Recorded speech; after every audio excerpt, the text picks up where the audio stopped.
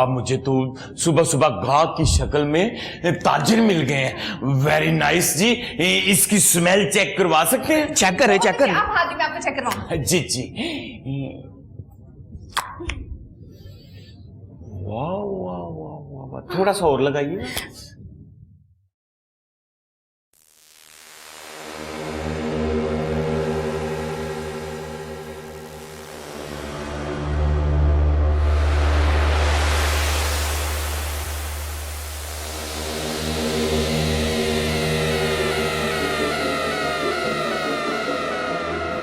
आदत मरवाएगी मुझे किसी दिन। सिर्फ एक घर और।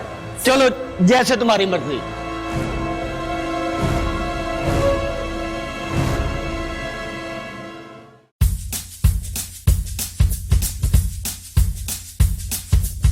वाह जी वाह।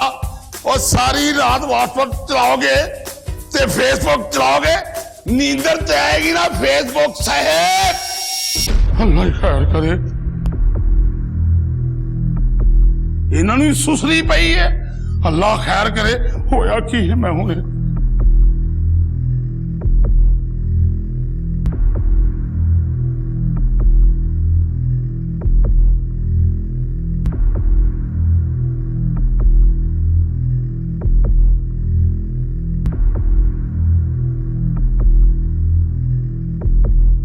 मलका क्या हुआ? हम कहाँ हैं? मेरा सिर क्यों भारी हो रहा है? तुम्हारा सर भारी हो रहा है, मेरा तो सर भी भारी हो रहा है, पाँव भी भारी हो रहे हैं। पता नहीं कम वक्त कैसा नशा पिला गए। वो पर्स भी ले गए, कैश भी ले गए, वो मेरा तो वो दुकान से सामान भी ले गए, वो गल्ला भी खाली कर गए। बेड़ा गर्क हो तुम्हारा, और तुम्हारा खाना खराब हो, और लुटे गए, मारे गए। हाय, मेरा तो सब कुछ ही ले गए। मलका पागल हो गई हो? सात सात चीजों का नाम लो। तुम्हारा सब कुछ तो मैं हूँ, मैं इधर ही हूँ। हाय, तुम्हारी तो खैर है, वो तो कम वक्त मेरा फोन भी ले गए जो इतना महंगा था। मुझे ना हमसाए मुल्क के बादशाह ने गिफ्ट किया था। वो नशे में है ना, पता नहीं ऑल फॉल बोल रही है। नहीं, वो तो मेरी रिंग भी ले गए जो मेरे पहले मंगेतर ने डायमंड की दी थी। नशे में है, नशे में है, पता नहीं क्या क्या बोल रही है। आज सारा जहान नशे में है। ਉਹ ਤੁਹਾਨੂੰ ਆਪਣੀ ਪਈ ਏ ना प्यारे हाँ नजर आ रहा है, ना हरे हाँ नजर आ रहा है, ना बाजी गोगल नजर आ रही है। हाय अल्लाह, बादशाह सलामत, हम लुट गए, बर्बाद हो गए। चुप करो। तुम्हें लूट के ले गए तो मुझे कौन सा जूस पिला के गए हैं? हमें भी लूट गए हैं, मेरा तो कुछ भी नहीं बचा, सब कुछ लूट गए। मलका क्या कह रही हो? तुम्हारा सुहाग बच गया है, जिसका सुहाग बच गया उसका सब कुछ बच गया। ये बच्चा क्यों रोता है? इसकी टाफियां खो के ले गए यार। तुम्हें क्या हुआ है? मेरी शलवार वाली जेब से 10,000 रुपया लेके निकल गए हैं। 10,000 रुपये बेटे? ना मुरादा, ये 10,000 रुपए तुम्हारे पास आए कहाँ से? आए, मेरे पास आए। चौधरी साहब के घर में तुम गाना गा रहे थे, उधर तुम्हारे ऊपर वेले हो रही थी बेटे। आए, मैंने 10,000 की फट्टी लगाई थी। 10,000 की फट्टी इकट्ठी? बेटे 1,000 रुपए का नोट तू ओढ़ के सोच देता है बेटे, और इकट्ठा 10,000 रुपया। बेटे अच्छा हुआ तेरे पैसे निकले। नहीं, झूठ बोल रही है। 10,000 का वजन तो ये बर्दाश्त ही नहीं कर सकता कोडू। अच्छा हुआ चले गए। पैसे मेरे जरूर थे, लेकिन जेब मेरी नहीं थी। पैसा वो जो अपनी जेब में हूँ। इसको पैसे कौन देता है? इसको तो कोई सदके की सिरी नहीं देता, पैसे कौन देता है? इसको पैसे कौन देता है? इसको कोई रश में धक्का नहीं देता। इनू पैसे कौन देता है? इनू कोई अपना लथा सूट नहीं देता, पैसे कौन देता है? इनू कौन पैसे देंदा? इनू कोई घर ਵਾਲੀ ਦੂਜੀ ਵਾਰੀ ਸਾਲਨ ਨਹੀਂ ਦਿੰਦਾ। ਇਹਨੂੰ ਸੱਪ ਨਾਲ ਕੋਈ ਹੱਥ ਧੋਣ ਨਹੀਂ ਦਿੰਦਾ, ਪੈਸੇ ਕੌਣ ਦਿੰਦਾ ਹੈ? ਇਹਨੂੰ ਟਰੱਕ ਵਾਲਾ ਹਾਰ ਨਾ ਦਿੰਦਾ, ਉੱਤੋਂ ਹੀ ਲਗਾ ਦਿੰਦਾ। ਓਏ ਮੇਰੀ ਗੱਲ ਸੁਣੋ, ਇੱਥੇ ਖਲੋਤੇ ਕੀ ਕਰਨ ਡਿਆ? ਚਲੋ ਥਾਣੇ ਚਲੀਏ, ਚੱਲ ਕੇ ਪਰਚਾ ਕਰਾਈਏ। पाश हो के कोई अकल की बात करो, एवं थाने जाके पर्चा कराए, उल्टा हम लुटे गए हैं और उधर जाके और लुटे जाए। अच्छा तुसी ना शिकवा ना करो, तुसी दोवें जाने गाना गाओ कि हम तुम चोरी से बंदे एक डोरी से। बकवास नहीं करो, हम लोग लालच करते हैं इसलिए लोग हमें लूट कर ले जाते हैं। हाय हाय, हाले दोवें नशे च ने। मासूम लोगों को सिर्फ बेनजीर इनकम सपोर्ट और जीतो पाकिस्तान के नाम पर आए दिन लूटते हैं। मैंने तो लूटा ही जाना है, मैंने तो घर में 9 सरबाल पाल रखा है। हाँ हाँ हाँ हाँ हाँ बेटे। और जो परफ्यूम लगा के गए हैं ना, हाय हाय वो उसका असर हाले तक है। हाय, हमारे घर में जो आज करेले गोश्त पकने थे वो आज लुटेरों के घर में पकेंगे। तड़िए समेत चुक के ले गए, मर्चा भी ले गए ने सपस। हाय, तड़िए दा जड़ा छट्टा लाना सी ना, हाय। कितने लगे? मुझे भूख लगी है।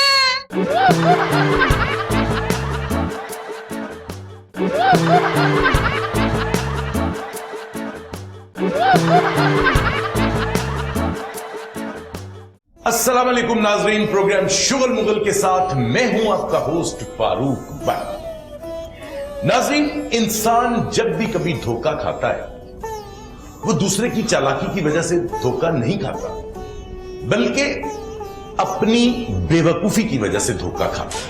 हमारे ATM card, bank account, Benazir income support programme और किसी इनामी टीवी शो का नुमाइंदा बनकर लूटने वाले 1000 किस्से हम सुन चुके हैं, लेकिन उसके बावजूद हम फिर भी नहीं समझ सकते। आए दिन हम खबरों और सोशल मीडिया पर देखते और सुनते आए हैं, लेकिन इसके बावजूद लोगों के धोखा खाने का सिलसिला आज तक बंद नहीं हुआ। क्यों बादशाह सलामत, सही कह रहा हूं मैं? जी भट्ट साहब, जितनी महंगाई हो गई है इस मुल्क सब तो सस्ता धोखा जे। हम धोखा भी ना खाइए तो मर जाइए। साडे बंदियां नाल तो बहुते धोखे हुंदे ने, घुंड चुकदे ही बंदे कहंदे ने मेरे नाल धोखा हो गया, और मैनूं विखाई और मैनूं दित्ती। इस दौर च ते औलाद होवे बंदा रोण लग पैंदा, मेरे नाल धोखा हो गया, ते बच्चे ਉਹਦੇ ਪਹਿਲੇ ਬਹੁਤਾ ਰੌਲਾ ਪਾਇਆ, ਮੇਰੇ ਨਾਲ ਵੀ ਧੋਖਾ ਹੋਇਆ, ਮੈਂ ਬੀਵੀ ਨੂੰ ਫਰੂਟ ਖਵਾਉਂਦਾ ਰਿਹਾ, ਬੱਚਾ ਲੋਕਰ ਹੋ ਗਿਆ। सब धोखा तो हमारे साथ हुआ है। ओहो, आपके साथ मलका क्या धोखा हो गया? यही धोखा हुआ है कि इंसान का कह के हमारी शादी बंदर से करवा दी। ਮੇਰੇ ਨਹੀਂ ਬੜਾ ਬਾਂਦਰ ਦਾ ਵਿਆਹ ਹੈ, ਮੈਂ ਬੇਗਮ ਘੁੰਡ ਚੁੱਕ ਕੇ ਨੌਂਦਰਾ ਮਾਰ ਦਿੱਤੀਆਂ ਸਨ। ਜਾਂ ਤੁਹਾਨੂੰ ਮੂੰਹ ਵਿਖਾਈ ਦੀ ਜਗ੍ਹਾ ਮਲੋਕ ਜਾਂ ਚਨੇ ਖਵਾਤੇ। नहीं बादशाह सलामत, देखिए मल्लिका आपसे बहुत ज्यादा प्यार करती है, आप ये इस तरह से बात ना किया करें। नहीं भट्ट साहब, ये इल्जाम ना लगाए हम पर, चाहे हमें हमारा सिर कलम करवा देंगे। भट्ट साहब असल धोखा साढ़े नाल होया जे। और तुम्हारे साथ क्या धोखा हो गया? तुम तो खुद धोखा देने वाली मशीन हो। मेरी भैन दे विआह ते धोखा आया मेरे नाल, मेरी भैन दे विआह ते। वो क्या? ਉਹ दूल्हे ਦੀ फोटो भाई मोहम्मद राणे वर्गा मुंडा सी। अच्छा। और ਜਦੋਂ ਬਾਅਦ ਦੇ ਵਿੱਚ दूल्हा ਵੇਖਿਆ ਤੇ अमानत चंद वरा निकल आया। वैसे भट्टा अल्लाह जिंदगी दे मेरे साले नूं। हाँ, ਉਮੀਦ ਨਹੀਂ ਜੇ ਮੈਨੂੰ। नहीं मिलेगा वो तो खैर मैनू भी नहीं बेटे, दुनिया का बदनसीब इंसान है। तेरे घर देख पकदी होवे ना, तू तो वेख के ये नहीं कह सकता हले 10 मिनट है। और आम बंदा तो वैसे बोटी कट ली ना तो देगी चो ये कहता ओ पिछो मेरी लत्तां फड़े जे मैं बोटी कटन चला। तू कैसा बदनसीब इंसान जी है बेटे। भाई, देख पकदी होए तेरे को कोलों नहीं लगन दिंदा। और तू ऐसा बदनसीब इंसान है बेटे, सारी जिंदगी टका काले दे तवे ते कोल खलो के ही नहीं कह सकता अब मसाला थोड़ा और बना दे। और हम कैसे बदनसीब इंसान हैं, हमने कभी गोश्त ही पकते नहीं देखा। भट्ट साहब ਜਿਹੜੇ ਸ਼ਹਿਰ ਲਾਹੌਰੇ ਚ ਅਸੀਂ ਰਹਿੰਦੇ ਆ, ਇੱਥੇ ਜਾਂ ਧੋਖਾ ਜੇ ਤੇ ਜਾਂ ਖੋਤਾ ਜੇ, ਜਿਹੜਾ ਮਰਜ਼ੀ ਖਾਓ। अच्छा खैर बादशाह, ये बातें तो खैर चलती रहेंगी। आज हमारी महफिल में एक हमारे साथ बहुत हमारी प्यारी फनकारा हमारे साथ तशरीफ लाई है यहाँ पे, اور یہ وہ بادشاہ سلامت یہ وہ ایکٹر ہے جس کو میں نے پہلی دفعہ اسٹیج پہ دیکھا تھا اور یقین کریں کہ وہ جو تاثر اور وہ ساری چیزیں مطلب شی از اے بریلینٹ ایکٹر اور جواب نہیں ہے ان کا بس میں آپ سے اور چھپا نہیں سکتا جنہیں تسی ایموشنل ہوئے انہوں لگتا چھلے جی دیکھ لیا نہیں یہ لگتا ہے کہ آپ کوئی اپنے دل کی بات کرنا چاہ رہے ہیں. تو آج ہمارے ساتھ ہمارے ملک کی ایک بہت پیاری عظیم شخصیت اور بہت پیاری ڈرامہ آرٹسٹ شبانہ بھٹی موجود ہے. Thank you very much. اور شبانہ جی ایک تعارف رہ گیا ہمارے آپ کے ساتھ ایک اور ہماری ایک نیو سنگر ہے اور بہت اچھا گاتی ہے اور صوفی کلام خوبصورت طریقے سے گاتی ہے. اب یہ رواج بادشاہ سلامت ہونا شروع ہو گیا کہ لوگ صوفی میوزک کی طرف آ رہے ہیں. ایمان فاطمہ کو بھی ہم ویلکم کرتے ہیں کہ وہ بھی ہمارے ساتھ ہیں. جی شبانہ جی کیسی ہیں آپ؟ میں بالکل ٹھیک ہوں. آپ کیسے ہیں؟ آپ کا پروگرام دیکھتے ہیں ماشاءاللہ بہت اچھے ہیں اور بادشاہ سلامت کیا بات ہے. اور آج رونق لگی ہوئی ہے ہمارے اور ملکہ یہ تو آپ کو ویسے ہی مل گئی ہے. ملکہ اتنی خوبصورت اتنی حسین. پٹی صاحب ساڈے کول سچ پوچھو نا تے اسی تانوں ویکھ کے فنکار بنے. کوئی شک. تھینک یو بہت شکریہ. بس یہ اللہ کا کوئی خاص کرم ہے کہ آپ اتنی محبتیں دے رہے ہیں اور میں یہ محبتیں سمیٹ رہی ہوں اور تو کچھ بات نہیں ہے. ہمیں ہمارا یہ مان بڑھ رہا ہے کہ آپ ہمارے درمیان آ جا کے بیٹھی ہوئی ہیں. اللہ آپ کو زندگی تندرستی دے. آپ پاکستان کا بہت بڑا نام ہے, سلیبریٹی, ہمیں فخر ہے آپ پہ.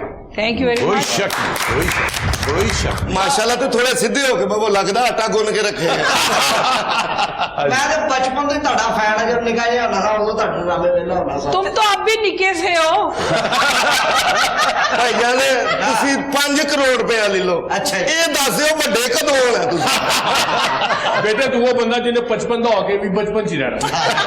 بس صاحب اے او فنکار نے دیسی گھیو دے فنکار نے, واہ واہ. 5 پٹیا فنکار نے جنہوں نے ادب دا بھی پتا ہے, کام دا بھی پتا ہے. ہن نہ عزت کرتے نہ کام کرتے رہے. صحیح آپ شوکت جی بالکل صحیح بات کہہ رہے ہیں. شبانہ جی کیا فیل کرتی ہیں آج کے دور میں اور پچھلے دور میں, مطلب جو آپ کا دور تھا, پچھلا تو اس کو خیر میں نہیں کہہ رہا کیونکہ یہ کوئی بہت پرانی بات بھی نہیں ہے, لیکن آج جو کمرشلزم آ گیا ہے ڈرامے کے اندر, کیا سوچتی ہیں, کیا فیل کرتی ہیں؟ نہیں آپ کیا سمجھتے پہلے کمرشل نہیں تھا, تب بھی کمرشل تھا.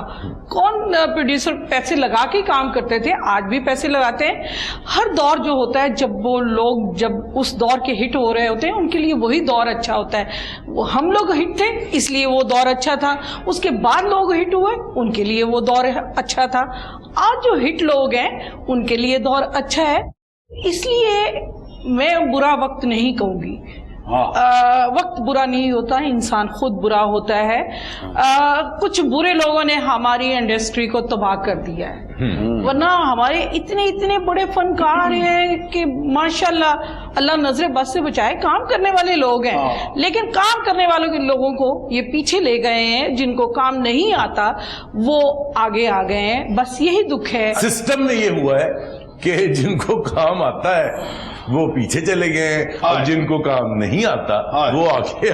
میں ایک بات کروں گا کل اور آج کی, یہ کہ پہلے جب یہ لوگ سپر سٹار تھے, اب بھی ہیں ماشاءاللہ اور ہمیشہ رہیں گا, سلیبریٹی رہتی ہے, تب سلیبریٹی بنتی تھی, پوری دنیا جانتی تھی. آج کے جو سٹار ہیں وہ مشہور ہیں. مشہور ہونے میں اور سلیبریٹی بننے میں بہت فرق ہے. بالکل صحیح کہہ رہے ہیں, بالکل صحیح کہہ رہے ہیں. اچھا مجھے ایک بات کہنی ہے, سوری میں آپ کی بات روک رہی ہوں. مجھے آج کے فنکاروں سے یہ گلہ ہے, جب ہم لوگ فنکار تھے یا ہمارے سے پہلے لوگ تھے تو وہ لوگ لے کے چلتے تھے, جو فنکار نہیں کام کر رہے ہوتے تھے تو کہتے تھے فلاں فنکار کو لے کے آئیں تاکہ وہ کام کرے, ٹھیک ہے, نظر آئے. ایسا میں نے بھی کیا. بہت سارے فنکار تھے جو نہیں کام کر رہے ہوتے تھے, آج ان میں ہٹ بھی ہے, میں ان کا نام نہیں لینا چاہتی, اللہ انہیں ہٹ ہی رکھے. لے کے ہم لوگ کام کرواتے تھے کہ ہمیں کوئی پروڈیوسر کاسٹ ہے, ہم 10 آرٹسٹوں کو ساتھ لے کے چلتے تھے کہ نہیں اس کو بھی کاسٹ کریں.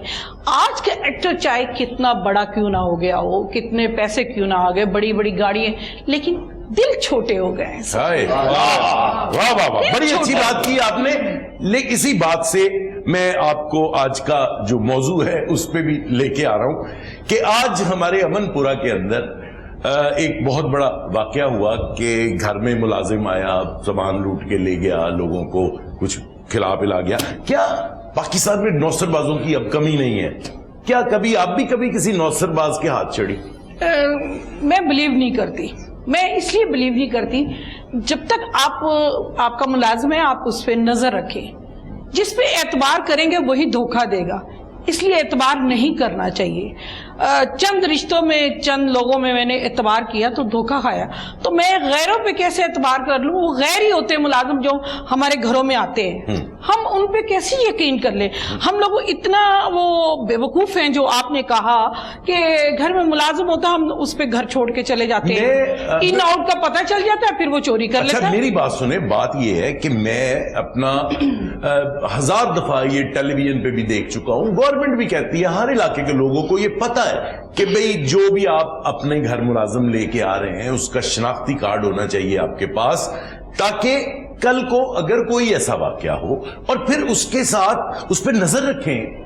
ٹھیک ہے, ایسے ایسے واقعات ہوئے ہیں, مطلب لوگوں کو مار کے چلے جاتے ہیں. مطلب یہ لوٹنا تو بہت چھوٹی سی بات ہے, مار کے چلے جاتے ہیں. نظر رکھیں. بٹ صاحب آپ بھی ماشاءاللہ پڑھے لکھے ہیں, جو بھی پڑھا لکھا وہ کہتا ہے ملازموں پہ نظر رکھیں. اب میں کام پہ ہوتا ہوں, گھر میں ملازم رکھ لوں اور اپنی ملکہ کہوں کہ اس پہ نظر رکھ لو. اگر ملکہ نے نظر رکھنی ہے تو آپ کے گھر میں ملازم نہ ہو جاؤں. بیٹا انہیں نظر رکھنی ہے, ایک نیوی نظر نہیں رکھنی. اچھا جی, باقی تو باتیں, لیکن آپ ہی شبانہ بھٹی کے ساتھ میں نے خود بہت سے ڈراموں میں کام کیا اور ہم نے آرٹ کونسل کے پلیز کیے. ماشاءاللہ یہ جتنی اچھی ایکٹر ہیں یہ اتنی ہی پیار کرنے والی ہیں, بے شک, اتنی ہی اچھی انسان ہیں. تو اللہ آپ کو سلامت رکھے. باقی یہ ہماری سینئر ہے, ہمیں جب ہم آئے ہیں ہمیں اپنے سینئر سے اتنی محبت اور پیار ملا ہے جس کی کوئی مثال نہیں, اس میں کوئی شک نہیں. آرٹسٹوں کے لیے ایک اور پٹی صاحب سوری آپ کے لیے ایک بات کرنے لگا ہوں کہ آپ نے کہا کہ ہم جب کام کرتے تھے تو اپنے سینئرز کا دھیان رکھتے تھے, تب کام ہوتا تھا. اب کام ہی نہیں ہو رہا تو کہاں سے کون اسی لیے کام. دیکھیں ایک چیز ہم شروع کرتے ہیں, یہ جیسے پروگرام ہے تو اس میں ایک ملکہ ہے, ایک بادشاہ ہے. اسی طرح ڈرامہ جو ہے وہ ایک پوری فیملی کا ڈرامہ ہوتا تھا. جیسے گھر ہے, ہمارے گھروں میں ماں بھی ہے, باپ بھی ہے, دادا بھی ہے, نانا بھی ہے, سارے رشتے ہیں گھر میں, تو اس سے ایک خوبصورت فلیور بن جاتا ہے. نہیں, مطلب آپ یہ دیکھیں کہ اس زمانے میں ٹیلی ویژن ہوتا تھا جو پوری فیملی ساتھ بیٹھ کے دیکھتی. اور پھر یہ تھیٹر ہو گیا, فلم ہوگی, اس میں ایک ایک کریکٹر ہوتے تھے. اب کہتے ہیں کہ ایک ڈانسر ڈال لو, 4-5 ڈانسر ڈال لو, اور وہ لڑکے کامیڈی لے آؤ, بس جھکتے لگا لو اور ڈانس کر لو. اللہ 4 تھیٹر میں. لیکن جس کی تعریف وہ کرنی چاہیے, لاہور میں اس وقت جو نسیم وکی ہے وہ ماشاءاللہ اچھا تھیٹر کر رہا ہے. نہیں, اللہ نے اسے بہت ہمت اور طاقت دی ہے کہ آج بھی اس نے ڈرامہ زندہ رکھا ہوا ہے, محنت کر رہا ہے. ہمارے ساتھ ایمان فاطمہ بھی تشریف فرما ہیں اور ماشاءاللہ سے بہت اچھا گاتی ہیں, اور میں کہتا ہوں کہ پاکستان کے اندر اب بہت سارا ینگسٹر جو ہے وہ صوفی میوزک کی طرف جا رہا ہے. اور صوفی میوزک ایک ایسا میوزک ہے مطلب جس کو لوگ بھی بہت شوق سے سن رہے ہیں. تو ایمان فاطمہ کیا کہیں گی آج کے صوفی میوزک میں کیوں آئی آپ؟ مطلب دوسرے گانے گا رہے ہیں تو why you select Sufi music? میری فرسٹ البم آئی تو اس میں نے سیڈ سانگ بھی, پارٹی سانگ بھی کیے. پھر بیچ میں یہی اپنے ٹیچر کو بولتی تھی کہ سر آپ نا صوفی کلام کریں. 5 صوفی کلام کیے. تو جب میں اسٹیج پہ جاتی تھی تو جو میرے میں فیلنگ آتی تھی, نہ پارٹی سانگ میں آتی تھی نہ سیڈ سانگ میں آتی تھی, کیونکہ یہ کام ہی فیلنگ کے ساتھ ہے. جی. جب میں اسٹیج پہ جاتی تھی, جب میں صوفی کلام پڑھتی تھی تو مجھے بہت اچھا لگتا تھا. پھر میں نے سر کو بولا کہ مجھے صوفی کلام کی طرف میرا زیادہ رجحان ہے, تو آپ یہی کہہ رہے. تو انہوں نے کہا یہ پیارے خان آپ کو کیسے لگتا ہے؟ پیارے خان مجھے بہت اچھے لگے. اچھا بادشاہ سلامت, کبھی آپ کو بھی دھوکہ ہوا؟ مطلب آپ تو بادشاہ سلامت ہیں, تو آپ کو بھی کبھی کسی نے دھوکہ دینے کی کوشش کی آپ کے ملازم نے؟ انہیں اس تو بڑا دھوکہ کیوں ہوئے گا کہ وہ ہے بھی نہیں, دینی طور پہ بادشاہ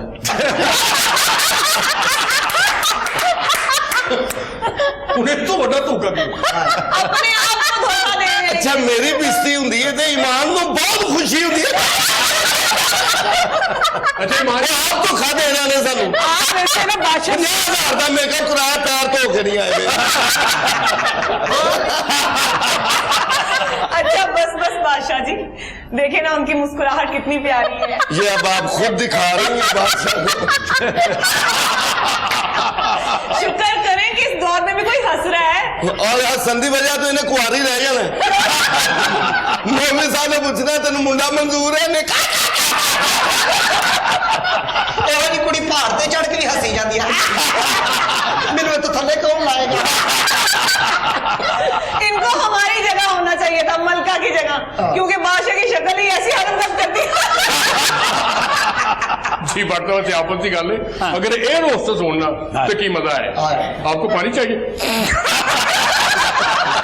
ਲੈ ਵੀ ਮੈਂ ਮਕਾਨ ਵੇਚ ਕੇ ਜਹਾਜ਼ ਦਾ ਸਫ਼ਰ ਕਰਾਂ ਇਹ ਹੋਣ ਤੇ ਬਾਦ ਸਾਹਿਬ ਨੌਸਰਬਾਜ਼ੀਆਂ ਦੀ ਗੱਲ ਕੀ ਤੁਹਾਨੂੰ ਮੈਂ ਸੁਣਾਵਾਂ। सुनाए शोका जी सुनाए। ਮੈਂ ਕਿਹਾ ਬਾਦਸ਼ਾਹ ਮੈਂ ਫੈਸਲਾਬਾਦ ਜਾ ਰਿਹਾ, ਗੱਡੀ ਦੇ ਵਿੱਚ ਇੱਕ ਬਾਬਾ ਉੱਠਿਆ, ਚਿੱਟੀ ਦਾੜੀ ਬਾਬਾ ਜੀ ਦੀ, ਉਹ ਆਣ ਕੇ ਰੋਣ ਲੱਗ ਪਿਆ, ਆਂਦਾ ਗੱਡੀ 'ਚ ਸੁਣਨ ਵਾਲੇ ਜਿੰਨੇ ਬੰਦੇ ਮੇਰੀ ਗੱਲ ਸੁਣੋ, ਹਾਂ ਮੇਰੀ ਨੌਜਵਾਨ ਧੀ ਬੈਠੀ ਹੈ ਤੇ ਮੇਰੇ 4 ਵਾਲ ਬੰਦ ਨੇ ਦਿਲ ਦੇ, ਉਹ ਖੁਦਾ ਵਾਸਤੇ ਕੋਈ ਹੈ ਬੰਦਾ ਜਿਹੜਾ ਮੇਰੀ ਧੀ ਨਾਲ ਸ਼ਾਦੀ ਕਰੇ।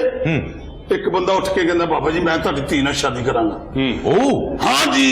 ਇੱਕ ਹੋਰ ਬੰਦਾ ਉੱਠਿਆ ਨੇ ਕਿਹਾ ਜੀ ਮੈਂ 5 ਕਿਲੋ ਦੀ ਮਠਿਆਈ ਆਪਣੀ ਭੈਣ ਨੂੰ ਦੇਣ ਚੱਲਾ ਫੈਸਲਾਬਾਦ, ਇੱਥੇ ਹੀ ਮੈਂ ਇਹਨੂੰ ਖਵਾਉਣਾ।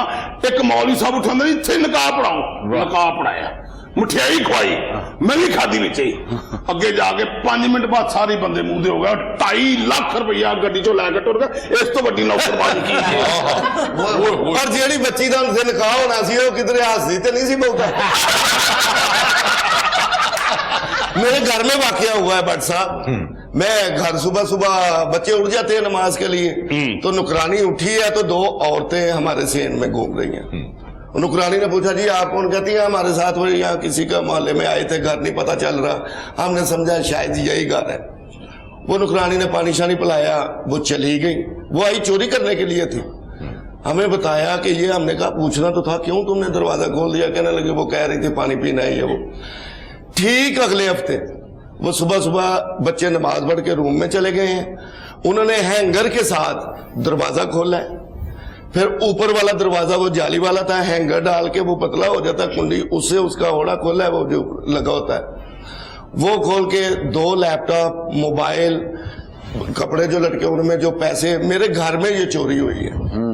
तो वो लेके जो सो के जब उठे देखा तो कुछ भी नहीं है, तो सिर्फ तरस खाया उसने नुकरानी ने कि इनको पानी पिला दे।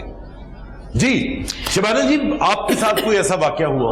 मेरे साथ वाकया तो नहीं है, लोगों के सुनते हैं। एक घर में इसी तरह एक अम्मा आई कि बेटा मुझे पानी पिला दो और मैंने नमाज पढ़नी है। अब नमाज पे तो हर बंदा करता है, तो वो नमाज पढ़ने लगी तो वजू शजू करके तो नमाज पढ़ने लगी तो पीछे स्लेट लगी हुई थी, उस पर लिखा था कि ये ज़हनी तौर पे ठीक नहीं है, इस नंबर पे फ़ोन करें और हम हमारे घर भेज दें, हम आके ले जाएंगे, ये हमारी माँ है।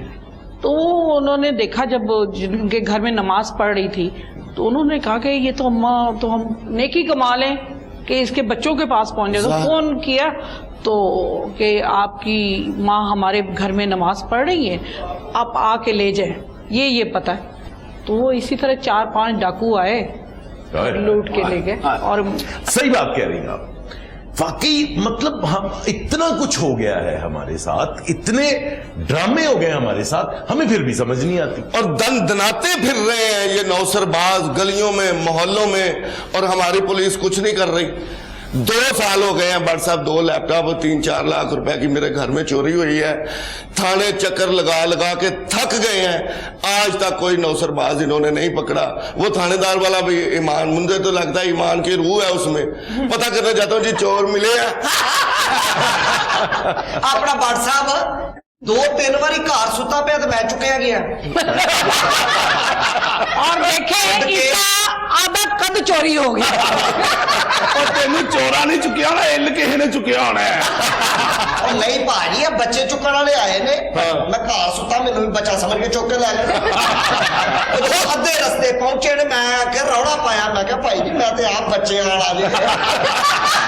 वैसे ना तेरे रोले तो उन्होंने भी नहीं छड़िया, तेरी दाढ़ी चुम्बी होनी उन्होंने। सब तो बड़ा ਜਾਂਦਾ ਨੌਸਰਬਾਜ਼ ਆਪ ਦੇ। वो कैसे? ਛੋਟੇ ਪੁੱਤਰ ਦਾ ਫੀਡਰ ਬਣਦਾ, ਬਹਾਨਾ ਉਹਦਾ ਪੀ ਆਪ ਜਾਂਦਾ। और तेन डाकू नहीं चुक सकते, नाल नजर बट्टू रखिया कर। अच्छा ईमान जी, अगर आप कहे बिना कि मैं आपसे शादी करूंगी तो मैंने नहीं करवानी। ਵਜ੍ਹਾ मेरा मुंडा कुर्सी उत्ते डिग पिया ते इन्हें बाद विच हस जाना।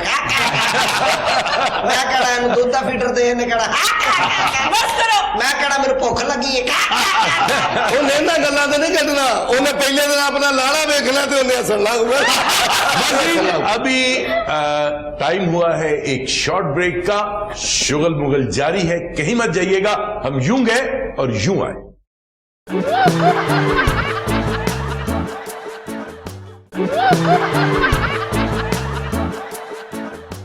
जी नाजरीन, वेलकम बैक।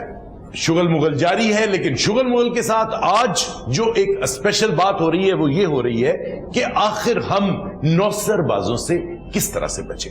आप यकीन करें, हर पब्लिक के मुकाम पे ये लिखा हुआ है, बिलखसूस railway station, general bus stand और जितने भी तफरीही पार्क है, उनमें जा बजा मुख्तलिफ जगह पे लिखा हुआ है कि भाई नौसरबाजों से बचें, किसी से कुछ लेके मत खाएं।